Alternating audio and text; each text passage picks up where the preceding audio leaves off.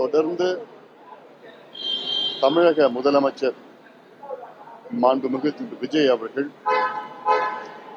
கர்நாடகாவுக்கு செல்லக்கூடாது,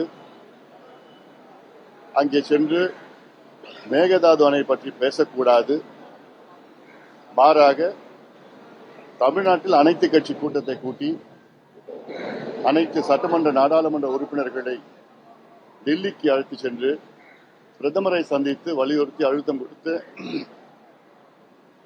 அவர்கள் டிபிஆருக்கு ஒப்புதல் அளித்ததை திரும்ப பெற வேண்டும் என்று அந்த வகையில் அழுத்தம் கொடுக்க வேண்டும் என்று சொல்லி வந்தோம்.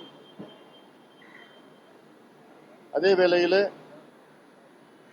இன்று கர்நாடகா முதலமைச்சர் திரு சிவகுமார் அவர்கள் இப்பொழுது சூழல் சரியில்லை, இப்பொழுது முதலமைச்சர் விஜய் அவர்கள் அங்கே வர வேண்டாம் என்று ஒரு கோரிக்கை வைத்திருக்கின்றார்.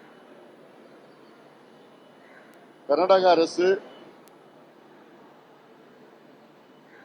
அவர்களுடைய கர்நாடகாவில் உள்ள அணைகளில் இன்று கொள்ளளவு 68 டிஎம்சி 4 அணைகளில் கடந்த 20 நாட்களில் 2 முறை மத்தியில் Kaveri water management board Karnataka அரசு உடனடியாக தண்ணீரை திறந்துவிட வேண்டும் என்று சொன்னார்கள். இந்த 20 நாட்களில் 2 முறை சொல்லியும் எங்களிடம் தண்ணீர் இல்லை என்று பொய்யை சொல்லி காவிரி நடுவர் மன்றம் இறுதி தீர்ப்பு, உச்சநீதிமன்றம் இறுதி தீர்ப்பு, அதற்கேற்ப அந்த டைம் டேபிள் படி ஜூன் மாதம் தமிழகத்திற்கு 9.1 டிஎம்சி கொடுத்திருக்கணும், ஆனா கிடைச்சது 2.1 டிஎம்சி. ஜூலை மாதம் 32 டிஎம்சி தண்ணீரை கர்நாடகா கொடுத்திருக்கணும் காவிரி மூலமாக, நமக்கு கிடைச்சது 0.4 டிஎம்சி.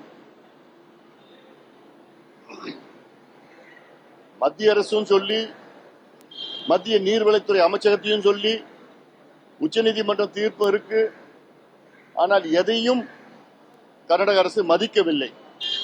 இப்படி மதிக்காத கர்நாடக அரசிடம் போய் பேசுவது பிரயோஜனப்படாது. குறுவை சாகுபடி போயிடுச்சு, முடிஞ்சு போயிடுச்சு.